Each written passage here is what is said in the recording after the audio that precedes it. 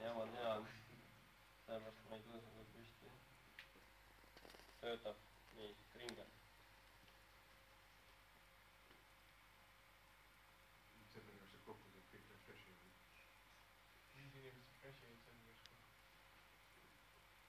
Milline? Ei, oota, nüüd on allalaadimise leht on uuendatud. Ma peaks Miinaga rääkida. Ta räägib juba kellegi.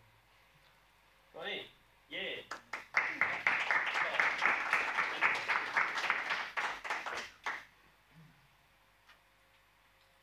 Räägi midagi. Palun, ei ma ei viitsi. Aga ta ei kehtis mõttes. Liiga pingeline nädal on tulnud. Aga lõpuks on valmis. Ja mis on väga hea, on see, et ma räägin lühidalt ümber selle väljalasketeate. Tegelikult seekordne väljalasketsükkel on olnud pigem, on kujunenud pigem Eesti Vabatarkvara Akadeemiaks kui üldse distributsiooniks. Sellepärast, et nii palju praktikante õppisid tegema pakette, õppisid tegema distributsiooni, õppisid tegema ISO-sid, kõik niisuguseid vastikuid asju, mida üldse nagu tavaliselt vaja ei ole. Ja väga palju korduvat tööd oli selle tõttu muidugi.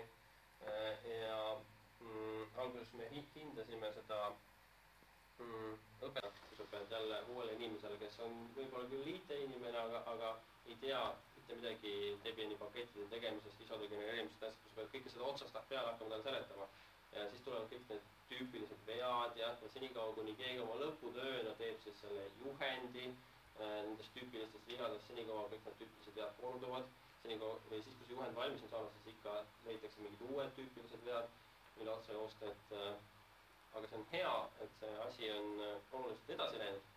Ja ma usun, et koostöös Marguse konstruktiivse kriitikaga me saame ka järgmisel aastal siin samas majas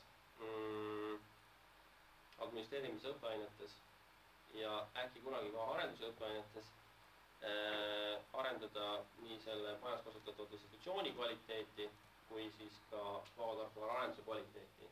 Varsti tuleb vabatarkvara päev, mida riik korraldab esimest korda Eesti Vabariigi ajaloos ja täpsemalt 20. septembril. Ning loomisel on ka Eesti vabatarkvara ekspertide võrgustik nimega siis Vabatarkvara Liit.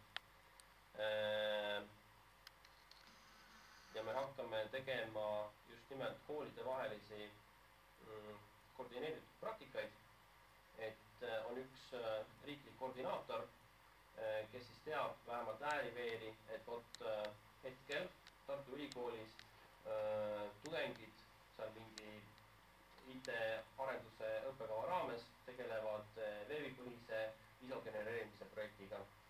Seal siis Võrumaa Kutsekeskkoolis tegeletakse Epoxi serveri juhendi tegemisega, IT-kolledžis tegeletakse küberkaitse raamistiku arendusega ja nii edasi ja nii edasi.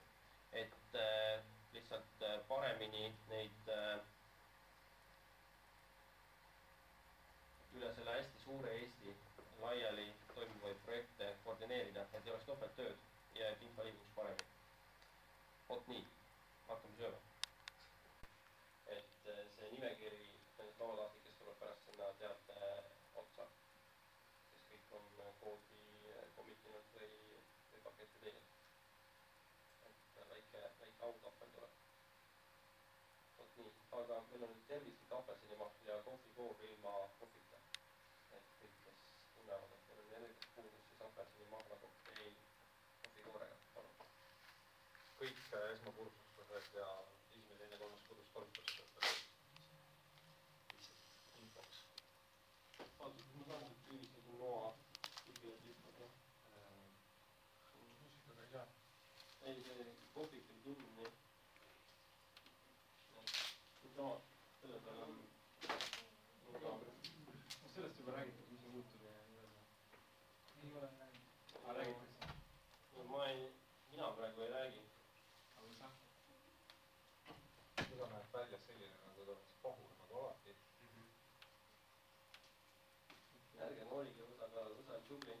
Võsa profileeris